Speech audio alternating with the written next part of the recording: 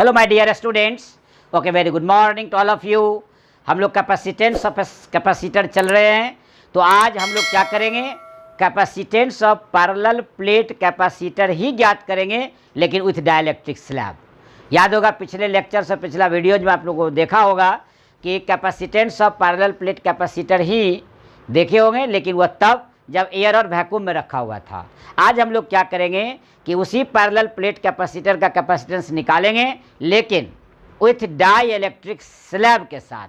यानी दो प्लेट लेंगे, दोनों पर अपोजिट नेचर का चार्ज हम लोग इंड्यूस करा देंगे, उसके बीच में एक dielectric slab of thickness, कुछ मोटाई का डाई इलेक्ट्रिक स्लैब रख देंगे और तब देखेंगे कि कैपेसिटेंस पर क्या इफेक्ट पड़ता है। सबसे पहले मैं रिजल्ट ही बता दूं ऑब्जेक्टिव का कि जब हम डाइलेक्ट्रिक स्लैब बीच में रखते हैं पैरेलल प्लेट के बीच में, तो उसका कैपेसिटेंस बढ़ेगा, उसका कैपेसिटेंस इंक्रीज करेगा। लेकिन हाउ मच इंक्रीज करेगा, कितना बढ़ेगा, यह तब नहीं जानेंगे जब तक डेरिवेशन नहीं आएगा। तो हम लोग पहले फार्मूला डिराइव करेंगे, थ्योरेटिकल कंसेप्ट ले लेंगे, बाद में प्रॉब्लम बनाएंगे। लेकिन एग्जाम में जब क्वेश्चन आता है तो यही आता है कि derive the expression for the capacitance of parallel plate capacitor with dielectric slab. तो हम लोग स्टार्ट करते हैं। देखिए हेडलाइन लिखा हुआ है capacitance of parallel plate capacitor with dielectric slab. इसके लिए एक छोटा सा फिगर हम लोग खींचते हैं। देखिए एक प्लेट ये ले लिए, गौर से देखेंगे आप, और एक प्लेट ये ले लिए। इसी के बीच में आप डाइलेक्ट्रिक स्लैब रख दिए, यही आपका डाइलेक्ट्रिक स्लैब है, ध्यान से देख लीजिए। और ये आपका प्लेट है, अपोजिट नेचर के चार्ज, इस पर प्लस सिग्मा और इस पर माइनस सिग्मा। ये जो आप देख रहे हैं इसकी जरूर कुछ ना कुछ मोटाई होगी। ये थिकनेस टी है और ये सेपरेटेड बाय डिस्टेंस डी है। ये चूँकि पॉजिटिव चार्ज है, मान लेते हैं दो प्लेट है ए और बी, इस पर पॉजिटिव होने के कारण इस पर निगेटिव जो है इंड्यूस हो गया, इसके कारण इसके अपोजिट फेस पर पॉजिटिव इंड्यूस हो जाएंगे। ध्यान से देखिए, इस पर हम applied electric field E note रखेंगे, मैग्नीट्यूड में, वैसे हम लोग डायरेक्शन दे दें, वेक्टर क्वांटिटी है। और यहाँ पॉजिटिव टू नेगेटिव, यानी इसके कारण पोलराइजेशन की क्रिया हुई और पोलराइजेशन के कारण इलेक्ट्रिक फील्ड रिड्यूस हो गया, घट गया। और ये पॉजिटिव टू नेगेटिव इधर हम लोग दिखा देते हैं, ये आपका ईपी हो गया।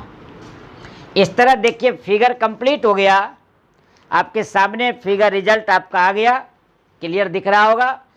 मान लेते हैं consider A and B are two plates placed parallel separated by distance D in air और वैक्यूम। जब एयर और वैक्यूम में रहता है तब तो इसका अलग से कुछ ना कुछ कैपेसिटेंस होता है, जो पिछले लेक्चर्स में आपने देखा था। अब हम लोग क्या किए कि इस पर इलेक्ट्रिक फील्ड, इसके बीच में डाइलेक्ट्रिक स्लैब जो थिकनेस टी का है, यानी टी थिकनेस वाला, टी मोटाई वाला डाइलेक्ट्रिक स्लैब को हम लोगों ने इसके बीच में रख दिया। अब रख करके हम लोग इलेक्ट्रिक फील्ड अप्लाई किए। Due to electric field apply करने के कारण ये क्या हुआ कि पोलराइजेशन की क्रिया हो गई और पोलराइजेशन के कारण अपोजिट फेस पर equal in magnitude, opposite in nature का चार्ज इंड्यूस कर गया। ऐसी स्थिति में रिड्यूस्ड इलेक्ट्रिक फील्ड हो गया। तो हम लोग क्या करते हैं, थोड़ा इसका डिस्क्रिप्शन लिखते हुए आगे बढ़ते हैं, तब ज़्यादा समझ में आएगा। Consider A and B are two plates having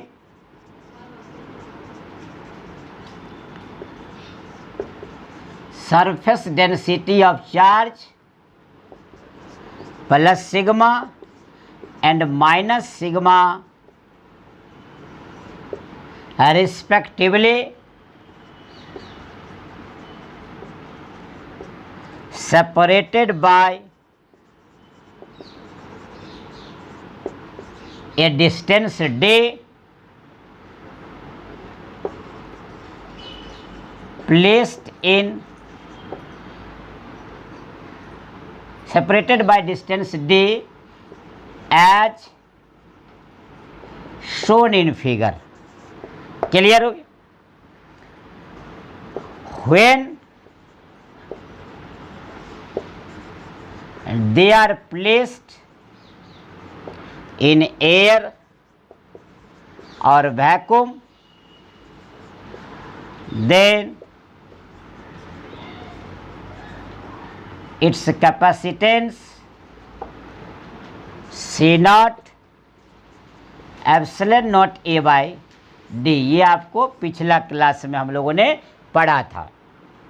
अब हम लोग क्या किए, इसके बीच में डाइलेक्ट्रिक स्लैब ऑफ थिकनेस टे इंड्यूस कर दिए।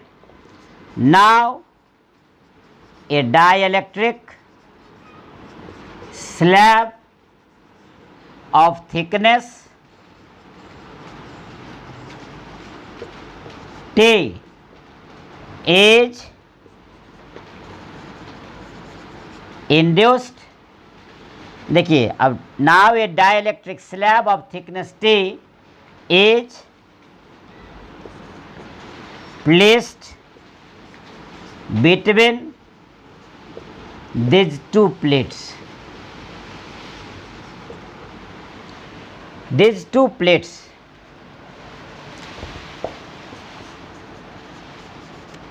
due to polarization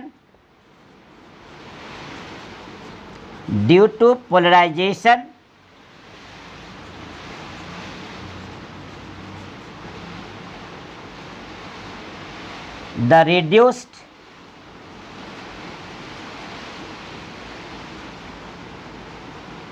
electric field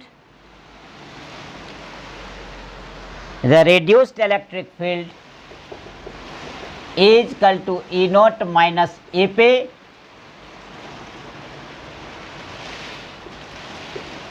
over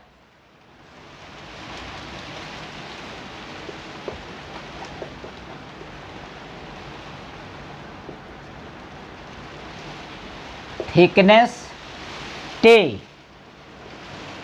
but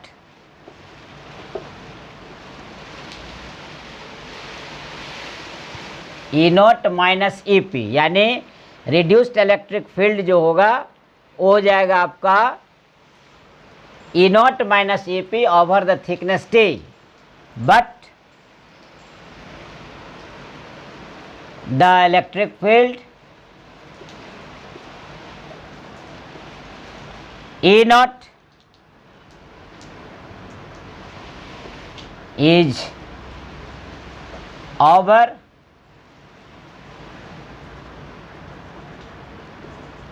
D minus T, इसलिए कि ये पूरा डे थिकनेस टी ले लिए तो जो बच गया वो हो गया आपका डी माइनस टी हो गया। क्लियर हो गया। शो द पोटेंशियल डिफरेंस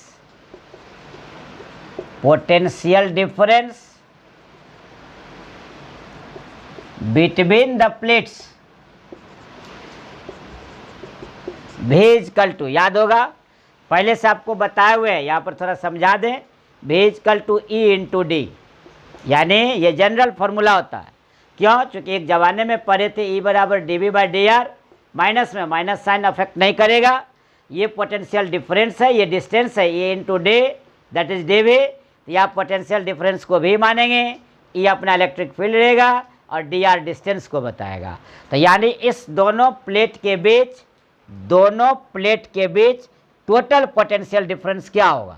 जो डाइलेक्ट्रिक स्लैब का थिकनेस का डिस्टेंस है टी, इसके साथ जो इलेक्ट्रिक फील्ड जो रिड्यूस किया पोलराइजेशन के कारण ओ, और जो भाग बच गया खाली रिमेनिंग उसका, दोनों को जोड़ देंगे तो निकल जाएगा total potential difference between the two plates. यानी आपका आ गया E not D minus T, देखिए लिखा हुआ E not over D minus T, अब प्लस E इंटू टी, इसलिए E over the thickness T लिखा हुआ है तो E इंटू टी। क्लियर हो गया? समझिए इस लाइन को, अभी समझाए थे हम। B का फॉर्मूला होता है हमेशा E into D, electric field को डिस्टेंस सेपरेटेड से मल्टीप्लाई कर देंगे। तो ये E नॉट माने हैं किसको हम? डी माइनस टी के साथ, तो E नॉट के साथ डी माइनस टी मल्टीप्लाई हो गया और ई किसके मान है, टी के साथ, इसलिए ई का टी के साथ। क्लियर हो गया, ये आपका हो गया। अब देखिए v equal to E naught D minus T, और ई के लिए ई नॉट बाई के आई इंटू टी हो जाएगा, क्योंकि आपको पढ़ा हुआ है डाइलेक्ट्रिक कांस्टेंट के equal to E naught by e. तो देखिए ये ई रिप्लेस होके यहाँ आ जाएगा, तो ये के यहाँ आ जाएगा, इसलिए इस ई के जगह हम आराम से भर दिए ई नॉट बाई के। अब ई नॉट कॉमन हो गया, देखिए v equal to E naught common हो गया, डी माइनस टे अब प्लस टी बाई के, ये आपका हो गया इक्वेशन नंबर 2। अब आप ई का पहले से जानते हैं, आप ये जो फॉर्मूला है इलेक्ट्रिक फील्ड का, ये पहले से जानते हैं, ई नॉट बराबर सिग्मा बाय एप्सिलॉन नॉट, तो हम लोग यूज कर देंगे, ध्यान से देखिएगा। यानी v equal to sigma by epsilon naught D minus t plus t by k, चूँकि ई नॉट का फॉर्मूला है sigma equal to Q by a, तो q by epsilon naught a, चूँकि सिग्मा बराबर पहले से जानते हैं आप क्यू बाई ए, ये ध्यान रखिएगा, d minus t plus t by k, या रेफरेंस दे देते हैं हम sigma equal to Q by a, यहाँ वैल्यू रखा गया। अब देखिए v का वैल्यू तो आप जान गए, इक्वेशन 3। आपको तो निकालना है कैपेसिटेंस, और कैपेसिटेंस का फॉर्मूला क्या है, C equal to Q by V, तो हम लोग क्यू बाई वी यूज कर देंगे, v का वैल्यू निकाल ही लिए। अब यदि हम लोग क्यू बाई वी कर दें तो आराम से निकल जाएगा। एक बार मैं फिर इसको रिपीट करता हूँ, ध्यान से देख लीजिए, बहुत इम्पोर्टेंट है, इस पर ग्रीन स्टार लगाने का अवसर आ चुका है मेरे साथ, इसलिए आपको हम ग्रीन स्टार के साथ स्वागत करते हैं। इस क्वेश्चन को आपके टेस्ट पेपर में छपना अवश्य है इस साल। देखिए लिखा हुआ है capacitance of parallel plate capacitor dielectric slab, कुछ नहीं किए, हम 2 प्लेट ले लिए, एक ए और बी, एक पर प्लस सिग्मा एक पर माइनस सिग्मा, दोनों प्लेट के बीच में एक डाइलेक्ट्रिक स्लैब को रख दिए जिसका थिकनेस टी है, दोनों प्लेट के बीच का डिस्टेंस सेपरेटेड डी है। नेचुरली है कि अब पोलराइजेशन क्रिया के कारण इसका इंड्यूस कर गया इक्वल मैग्नीट्यूड और अपोजिट इन नेचर में चार्ज, इसलिए देखिए प्लस के साइड वाले में माइनस और माइनस के साथ प्लस, अपोजिट इन नेचर, देखिए यहाँ माइनस तो यहाँ प्लस, ये कर गया। इलेक्ट्रिक फील्ड का डायरेक्शन पोलराइजेशन के कारण हम लोग प्लस से माइनस की ओर दिखा दिए, जैसा कि चित्र में दर्शाया गया है। सोचिए यदि ये बीच का डाइलेक्ट्रिक स्लैब न होता तब इसका कैपेसिटेंस सी नॉट बराबर epsilon naught A by D होता, ये पिछला लेक्चर्स में आपको बता दिया गया।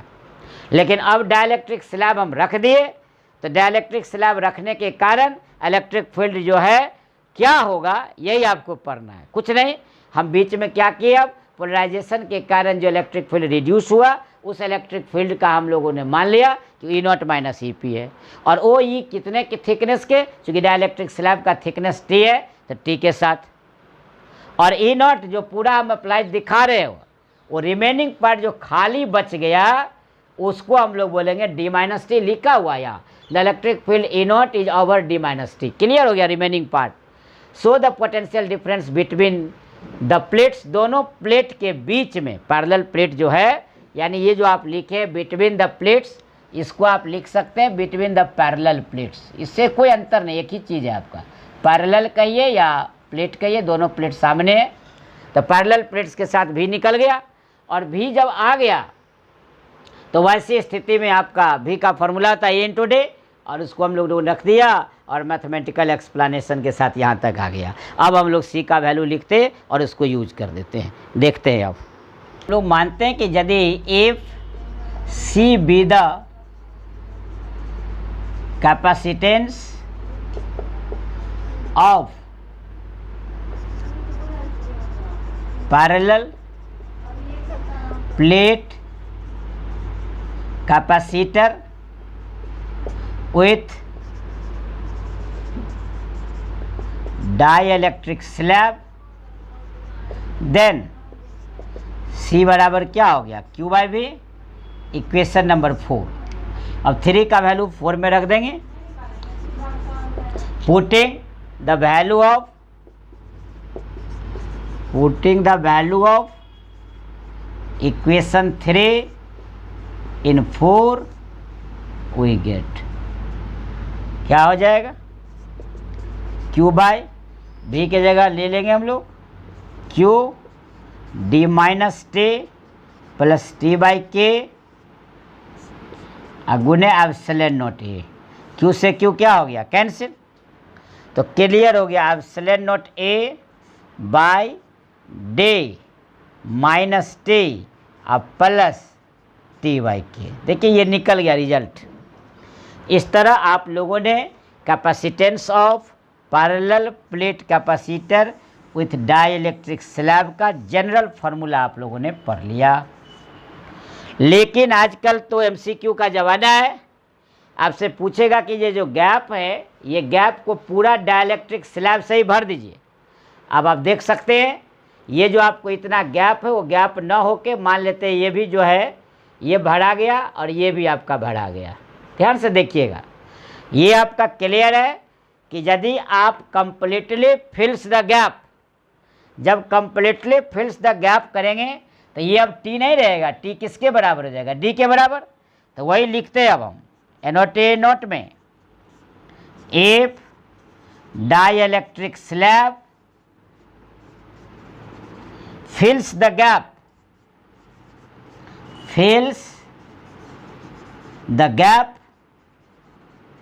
then T बराबर D। जब T D के बराबर होगा, देखिए ये D और D कैंसिल हो जाएगा और यहाँ D हो जाएगा, K चला जाएगा ऊपर। इसका क्या मतलब, epsilon not A by D I into K हो जाएगा। इसका मतलब हो गया C बराबर epsilon not A by D I into K हो जाएगा। चूँकि ये आप epsilon not A by D equation 1 में डिराइव किए हैं, इसलिए डायरेक्ट आप इसको लिख सकते हैं C नॉट K। इसका मतलब है कि एयर या वैक्यूम में जो निकाले थे आप, उससे K गुना ज़्यादा हो गया। Epsilon not A by D into K है, ये दिख रहा होगा, ये डाइलेक्ट्रिक कांस्टेंट के साथ K, तो C नॉट K हो गया। इसका अर्थ क्या हुआ कि इलेक्ट्रिक फील्ड जो बीच में था अब ये पूरा भर गया डाइलेक्ट्रिक स्लैब के साथ, तो यानी कैपेसिटेंस बढ़ा घटा और परिवर्तित रहा। तो जवाब क्लियर हो गया, बढ़ गया, के गुना क्या हो गया, बढ़ गया। लिख देते हैं हेंस, अतः, यहाँ पर लिख देते हैं हेंस अतः capacitance increases when dielectric slab is introduced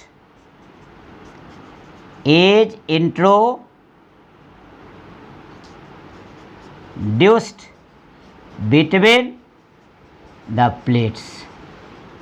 clear हो गया, यानी क्लियर हो गया कि आप जब बीच में डाइलेक्ट्रिक स्लैब को रखेंगे तो कैपेसिटेंस बढ़ेगा। ऑब्जेक्टिव क्लियर, जो बढ़ेगा कि घटेगा, तो क्लियर है कि कैपेसिटेंस इंक्रीजेज। तो आज आप समझ गए होंगे। तो आज को हम यहीं देते हैं विराम, आपसे लेते हैं सुविधा। आप भी अपना रखें ख्याल। टेक योर सेल्फ, सबा खैर, थैंक यू।